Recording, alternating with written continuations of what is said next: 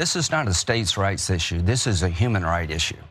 At 15 weeks, a baby sucks its thumb. At 20 weeks, you're encouraged to sing to a child because Which is what I am right now. I'm 20 okay, weeks. she's 20 weeks, folks.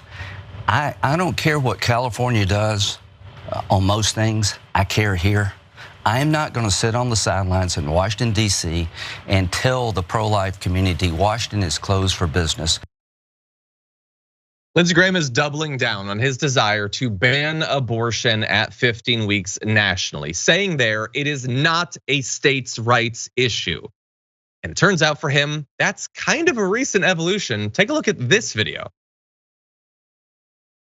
Saying that the 2015 Supreme Court decision that made same-sex marriage the law of the land nationally should be overturned? No, I am saying that I don't think it's going to be overturned. Nor should it be? Well, that'd be up to the court. The reasoning, I think, could be attacked, but the point I'm trying to make is I've been consistent. I think states should decide the issue of marriage and states should decide the issue of abortion. And there it is. Not only saying that the states should be the ones to decide, but cloaking that position with, I've been consistent. And I think he is. This, at the end of the day, is Lindsey Graham being honest, not in his words, but in his actions.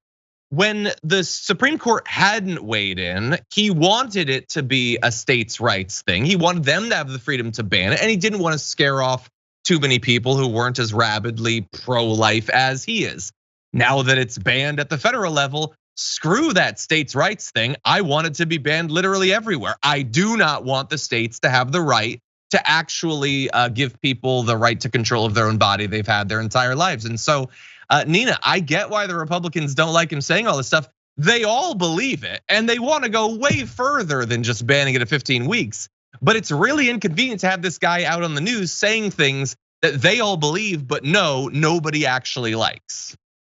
That's exactly right, John. I'm feeling another grandma moment. She used to say you could put truth in the river 5 days after lie. Truth gonna catch up. And the truth is catching up today. And Lindsey Graham is out there spewing it, how they really feel. And he is making everybody else nervous. I mean, I also think he's trying to be relevant too, Sean.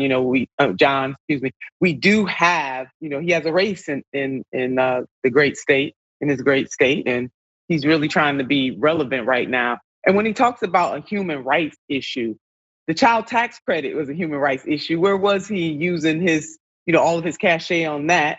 Making sure that the parents of these children have jobs and that they are educated without having debt for the rest of their lives. How about this, John? Can we have all of the Republicans who care about human rights to support increasing the federal minimum wage to $15 an hour? Let's go and do that right now, because they all about human rights right now. Democrats, go ahead and get your colleagues, Republicans, they ready now. Let's increase that minimum wage to $15 an hour so that the parents will be able to support their family. They are not pro-life, they are pro-birth, John. There is a difference. 100%. Yeah, you have a right to live poor until the government kills you.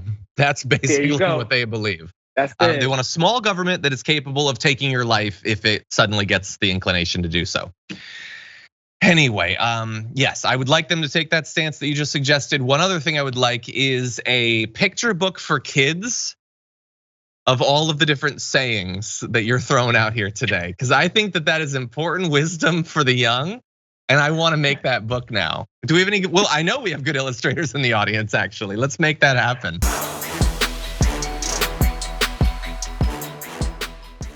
Check out the Damage Report podcast each day, wherever you get your podcasts, whether Pocket Casts or Stitcher or iTunes. You can join me as I give you the news and stories you want, with a range of co-hosts and interview guests jumping in on the fun each day. Again, that's the Damage Report, wherever you get your podcasts. And if you get them at iTunes, don't forget to rate and review. Sometimes I'll read them live on the show.